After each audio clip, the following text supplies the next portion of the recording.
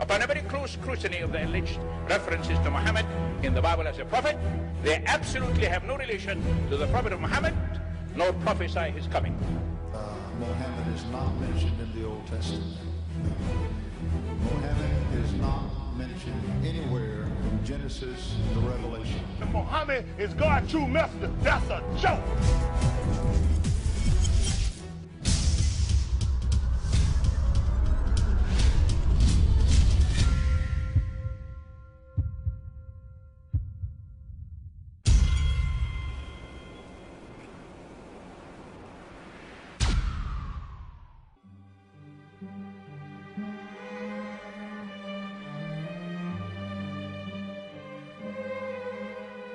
Lo, we inspire thee as we inspired Noah and the prophets after him, as we inspired Abraham and Ishmael and Isaac and Jacob and the tribes, and Jesus and Job and Jonah and Aaron and Solomon, and as we imparted unto David the Psalms.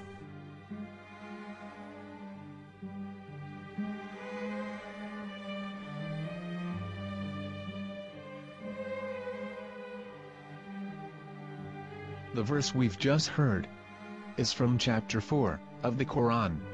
In the verse, God is affirming to humanity that Muhammad is indeed the recipient of a divine guidance, just as Noah, Abraham, and the rest of the prophets.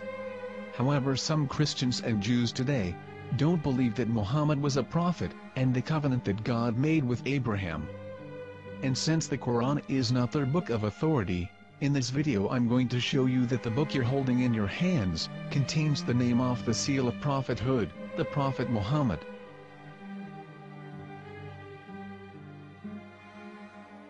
As known, the Old Testament was preserved in the Hebrew language. In the 5th chapter of the Shir HaShirim, which is one of the 5 Megillat or sacred scrolls that are part of the Hebrew Bible, or for short the Song of Solomon, as Christians know it today. That chapter is discussing someone. Jews will say it is discussing Solomon, while Christians will say it is discussing Jesus. Considering this is the Songs of Solomon, it would seem logical that it is discussing Solomon. The verses, describing this mystery man, have the narrator's speech conjugated in the feminine, meaning it is a woman who is describing this man. So it is possible that it is one of Solomon's wives discussing her husband Solomon.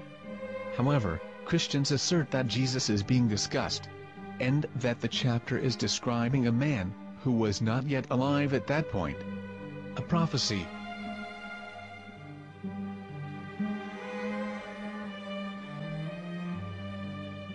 In reading the English translation of Song of Songs 5:16, it finishes the description by saying, "He is altogether lovely," but what most people don't know is that the name of that man was given in the original Megillat. Here is verse 16, and how it is written in ancient Hebrew, before introducing the vowels, in the 8th century. From the Hebrew Bible, on scripturetext.com. Here is the word in question. This word is made of 4 letters. Mem, Het, Mem, Dalet. Now when reading the word as it is written in its original form, with no vowels, it can be read as Muhammad, which is the name of the Muslim prophet, or as Mamad with no A after the H.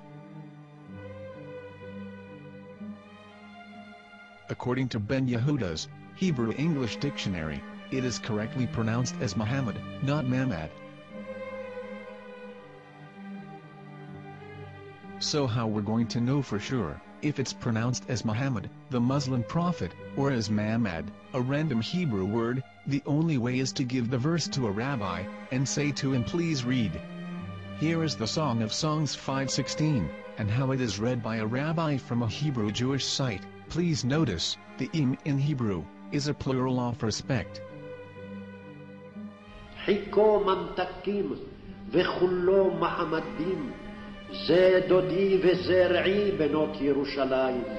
Hiko mamtakim וכולו מחמד, מחמד, מחמד, מחמד, מחמד, מחמדים.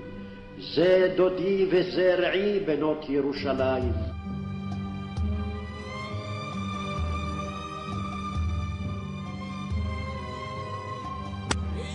Coming out from the darkness, there are no other gods but God, and Muhammad is his messenger.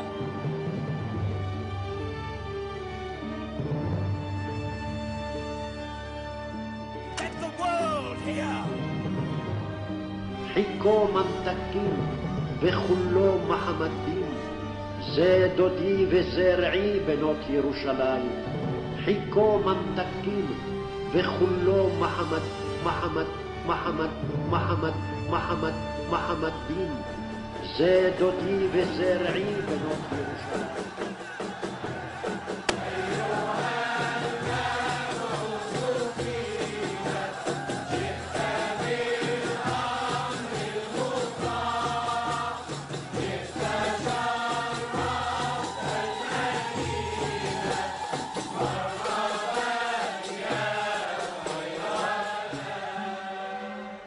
Here is the famous SDL translation tool, which includes a professional human translation, as well as an online translation. We're going to copy our Hebrew word of the Song of Songs, directly from the Jewish site. It's the same site, where you can hear the rabbi reading the verse in Hebrew. All links are in the description, so, we're going to copy the word and paste it, and ask, please translate. Are they going to translate the meaning of the name of that person? As the Bible translators did. Which is the praised and the lovely one, or are they going to keep the name as it is? Well, see it yourself. Here is the World Lingo Translator. The result is the same. It's Muhammad. You have no right. You have no right to translate names of people. Anybody. Your name should be retained. Mr. Black is Mr. Black, though he's white. You have no right to translate names of people. But they have been doing that. Muhammadim, they translated as altogether lovely. But the word Muhammad is there in the Hebrew language. The word Muhammad is there in the Hebrew language.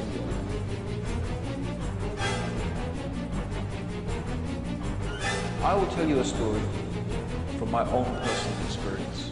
Years ago, I used to spend every Sunday afternoon in a place called Speaker's Corner. And in my years down there, I got to know a Jewish rabbi. He was a very nice man. He used to listen to me, and he was always very polite and talked about Islam in a very nice way. And one day, during one of our conversations, after some years, I thought that it was about time I should invite him to Islam.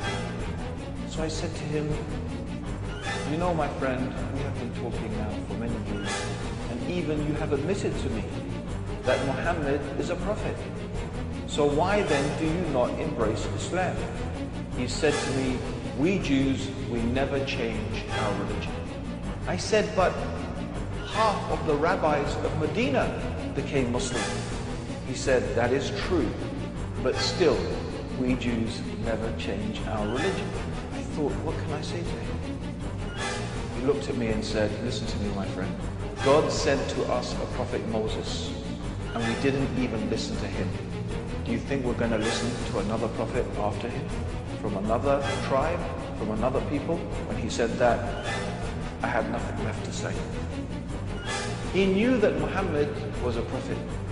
In fact, another rabbi also came up to me and he said to me, we know Muhammad is a prophet, and he quoted to me a passage from the Bible